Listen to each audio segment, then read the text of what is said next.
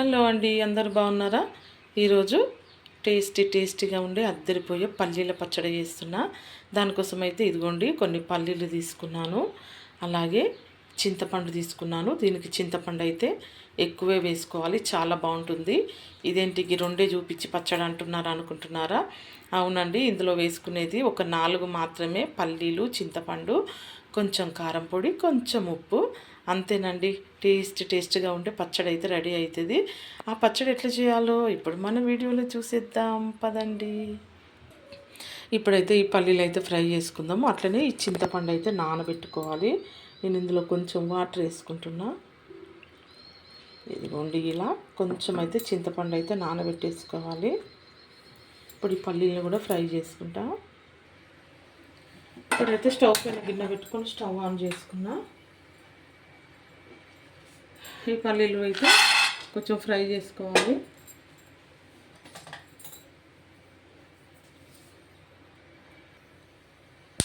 ఇదిగోండి, పల్లీలు అయితే ఫ్రై అవుతున్నాయి.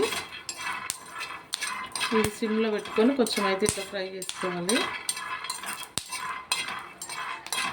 నిజంగా ఈ పచ్చడి అయితే చాలా బాగుంటుంది. మా ఇంట్లో అయితే మాకు చాలా ఇష్టము.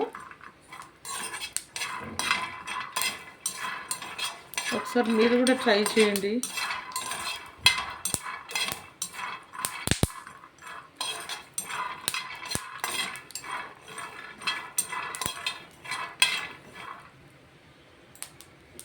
ఇట్లా పల్లీలు అయితే చక్కగా వేసుకోవాలి.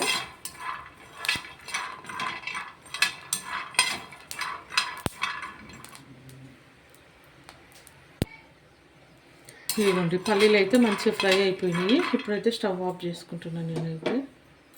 ఇవి ఇప్పుడు కొంచెం చల్లగా అయిపోవాలి. చల్లగా అయిపోయాక నేను మిక్సీకి వేద్దాము. వేసేటప్పుడు చూపిస్తా. ఇదిగోండి, పల్లీలు అయితే పొట్టు తీసేసుకున్నా. అట్లనే చింతపండు కూడా గుజ్జు తీసి పక్కన పెట్టేసుకున్నా. ఇప్పుడైతే పచ్చడి ఎట్లా చేయాలో చూపిస్తా. ఇదిగోండి, మిక్సీ జార్ తీసుకొని ఇందులోనైతే పల్లీలు వేసుకున్నా, అలాగే కొంచెం చింతపండు గ్రేవీ వేసుకుంటున్నా. ఇది చూసుకొని వేసుకోవాలి చింతపండు అయితే. అలాగే ఇదిగోండి, కారం పొడి 2 స్పూన్లు కారం పొడి వేసుకున్నా. అలాగే 1 స్పూను ఉప్పు వేసుకుంటున్నా. ఇప్పుడు ఇదంతా మిక్సీ పట్టేసుకోవాలి. ఇదిగోండి, చట్నీ అయితే పట్టేసిన. చిన్న జార్లో వేసుకున్నా కదా, ఇది కొంచెం తిరగట్లేదని మళ్ళీ పెద్ద జార్లో వేసుకున్నా. ఇట్లా మొత్తానికైతే మెత్తగా మంచిగా పేస్ట్ చేసుకోవాలి. ఇప్పుడు ఇదైతే పోపుకేద్దాం.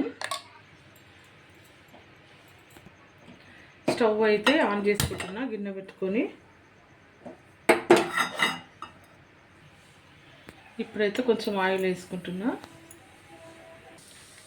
ఇక నూనె అయితే వేడెక్కింది. ఇప్పుడైతే ఇదిగోండి, జీలకర్ర ఆవాలు వేసుకుంటున్నా, అలాగే ఎల్లిపాయలు వేసుకుంటున్నా. ఇదిగోండి, ఇప్పుడు ఎండుమిర్చి వేసుకుంటున్నా. ఇదైతే పోపు అంత చేయి మీద పడుతుందని మార్చు ఫోన్ మస్తు దూరం పెట్టి పట్టుకున్నది. ఇదిగోండి, కొంచెం మెంతులు వేసుకుంటున్నా, అలాగే కొంచెం ఇంగువ. ఇప్పుడైతే ఇవంతా పోపు ఫ్రై అయిపోయింది. స్టవ్ బంద్ చేస్తున్నా. ఇదిగోండి, పోపు అయితే అయిపోయింది. ఇప్పుడు ఇంట్లోనైతే ఈ పచ్చడి వేసుకుంటున్నా. ఇదిగోండి, పచ్చడి అంతా తీసుకొని ఇట్లా మంచిగా అయితే కలిపేసుకోవాలి. సూపర్ ఉంటుంది నిజంగా ఈ పల్లీల పచ్చడి అయితే. ఇది మా అమ్మమ్మ చిన్నప్పుడు ఎక్కువ చేసి పెట్టేది. ఇందులో ఎక్కువ వేసేటి ఏముండవు కాబట్టి ఈ పల్లీల టేస్ట్తో పచ్చడి సూపర్గా ఉంటుంది.